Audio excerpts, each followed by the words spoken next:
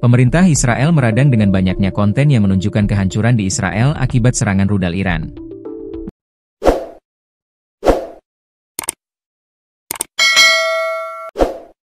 Menteri Keamanan Nasional Itamar Ben-Gvir berjanji untuk menindak media asing dan pengunggah konten yang menunjukkan kehancuran Israel.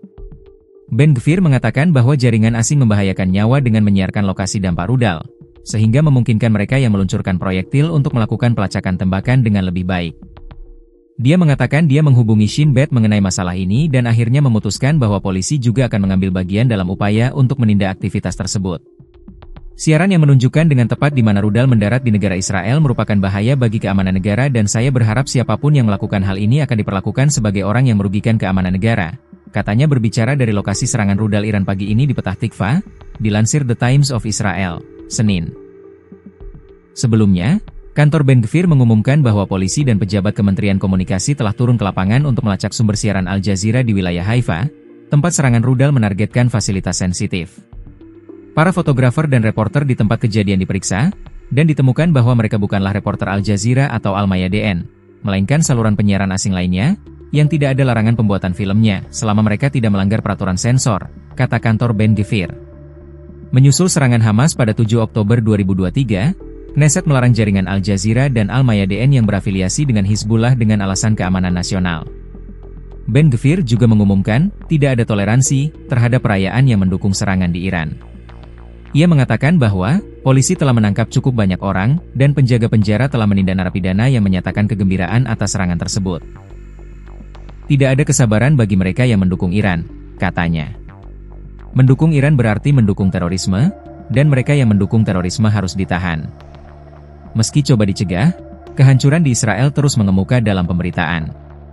Channel 12 Israel melaporkan pada Senin bahwa dana kompensasi telah menerima sekitar 9.000 tuntutan ganti rugi sejak dimulainya operasi militer melawan Teheran pada Jumat lalu, sebagai bagian dari peningkatan serangan Iran di bawah operasi True Promise 3. Direktur Otoritas Pajak Israel Shai Aharonovitz mengungkapkan bahwa kerugian akibat serangan Iran selama 2 hari pertama diperkirakan mencapai sekitar 1 miliar shekel, $277 juta AS, dengan perkiraan 12.000 klaim kompensasi.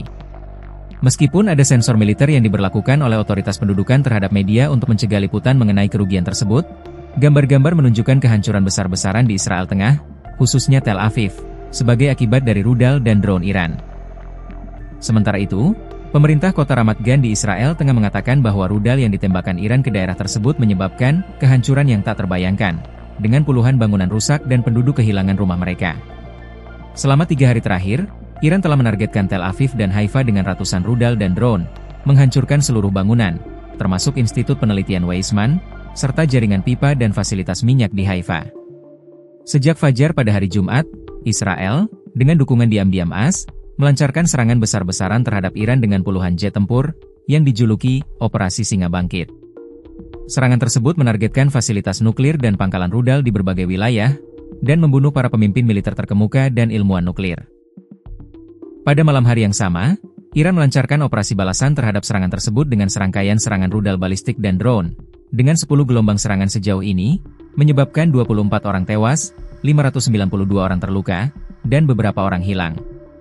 Iran meluncurkan lebih dari 370 rudal balistik, 30 diantaranya jatuh di Israel, kata kantor informasi pemerintah Israel dalam sebuah pernyataan. Ia menambahkan, tercatat 24 orang meninggal dunia dan 592 orang luka-luka, 10 orang diantaranya kritis, 36 orang sedang, dan 546 orang luka ringan. Jumlah tersebut juga termasuk 11 kematian tambahan sejak tengah malam tadi, menurut data resmi, yang melaporkan kematian 4 orang di Petah Tikva dekat Tel Aviv, 3 di Haifa, dan 1 di Bnei Brak, pinggiran kota Tel Aviv. Ini juga termasuk 2 mayat yang diangkat dari reruntuhan setelah serangan di Bat Yam sehari sebelumnya, dan 1 orang lagi tewas di lokasi yang tidak ditentukan.